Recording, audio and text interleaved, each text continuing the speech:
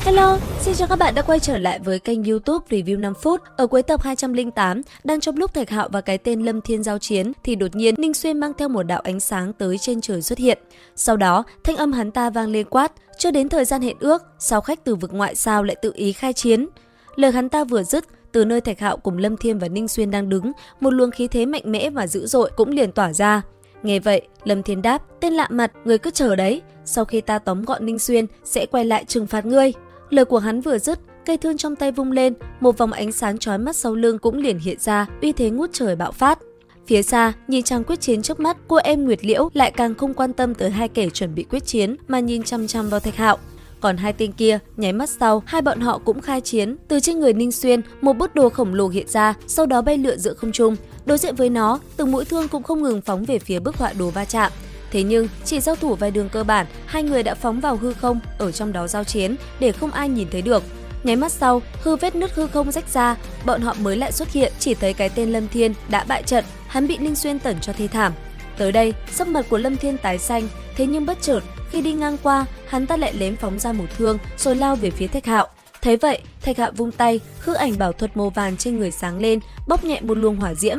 Sau lưng anh ấy, một cây liễu vàng rực xuất hiện. Ngay khi tên kia đánh vào pháp môn liễu thần, một tiếng ầm ầm bạo phát, từng nhánh liễu cũng liền phóng về phía cây thương kia. Nháy mắt sau, chỉ thấy bùm một tiếng, thân thể tên kia bị hất văng về phía sau hàng trăm mét, trên miệng thổ huyết dữ dội. Chỉ một giây sau, đã thấy Thạch Hạo thuấn di tới rồi tóm sống hắn. Trong lúc giãy giụa, Lâm Thiên đã bị liềm một cánh tay, thân thể bay ra xa hàng ngàn mét. Tới đây, Lâm Thiên nói yếu ớt, hỏi, ngươi là Hoang? Đáp lại, Thạch Hạo nói, chính xác, là ta. Ngươi làm ta thất vọng quá, hóa ra là nhân tộc, trả lại cho ngươi. Lời vừa dứt, Thạch Hạo liền ném cánh tay kia về phía Lâm Thiên, trả cho hắn. Ở phía dưới, mọi người vừa chứng kiến cảnh tượng kia thì không khỏi kinh ngạc, những tiếng hò reo không ngừng vang lên. Còn em gái Nguyệt Liễu, cô ta truyền âm cho Lâm Thiên quát, Lâm Thiên, trở lại đi. Nghe vậy, Lâm Thiên cũng không dám phản kháng. Tuy nhiên, cách đó không xa thì Ninh Xuyên đang liếc sang Thạch Hạo với ánh mắt địch ý. Sau đó, thanh âm vang lên nói, lần sau sẽ quyết chiến. Lời hắn ta vừa dứt thì ở phía xa, em gái Nguyệt Liễu thân thể khẽ động, lấy thân hình tuyệt đẹp kia làm trung tâm, một luồng ánh sáng như trăng rằm lóe lên. Nhìn về phía hai nam nhân kia, cô ta nói, hai vị đều là người kiệt xuất, đều là chí tôn một phương, có tư cách gia nhập Thư viện Thiên Thần. Đi Thư viện Thiên Thần thì có lợi gì? Nơi đây có rất nhiều bí tịch, rất nhiều cao thủ tuyệt đại, chỉ cần gia nhập, người có thể khiêu chiến những người này. Lời cô ta vừa dứt, thằng em Đả Thần Thạch đột nhiên phóng ra hỏi, có gái đẹp không? Lời nó vừa thốt ra, Thạch Hạo giật thóp mình, phải mau chóng chộp nó lại, không cho nó bôi xấu mình nữa. Làm xong, hắn mới chạy về phía Hỏa Linh Nhi giải thích. Thế nhưng, người con gái ấy lúc này đã lạnh như băng, hai mắt nàng đỏ lên, trên miệng không ngừng lẩm bẩm. Còn thằng em Đả Thần Thạch bên cạnh vẫn không hiểu chuyện, nó liên tục trêu ghẹo làm Hỏa Linh Nhi càng thêm sôi máu. Đến đây, Hỏa Linh Nhi tức giận, nàng liền đưa tay ra rồi nhéo Thạch Hạo một cái, khiến nam nhân kia đau đớn rồi hét ầm lên. Cứ thế, tấu hài một hồi, cả bọn cũng liền đồng ý đi tới Thư viện Tiên Thiên. Thế nhưng trước tiên, bọn họ sẽ tới gặp vài đại nhân vật trước.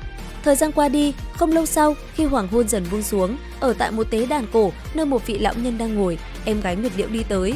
Sau đó, cô ta liền hướng quyền về phía vị lão nhân kia hành lễ.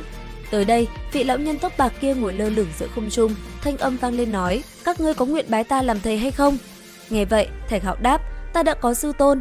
Tới đây, vị lão nhân kia cười nói, ta biết ngươi có quan hệ với cây liễu kia, vậy thì ta cũng không ép ngươi. Vậy ta có thể mang theo người thân không? Lời Thạch Hạo vừa dứt thì em gái Nguyệt Liễu đã quát, ngươi nghĩ mình đang đi du sơn ngoạn thủy hay sao? Lời cô ta vừa dứt, mọi người cũng không nói thêm gì nữa. Cuối cùng theo lời Nguyệt Liễu, trước khi đi tới Thư viện Tiên Thiên, mọi người sẽ đi tìm hiểu Minh Ước Thái Cổ trước. Nghe vậy, Thạch Hạo hai mắt cũng liền sáng lên, đây quả đúng là thứ mình cũng đang cần làm rõ. Bởi vậy, anh ấy liền đồng ý.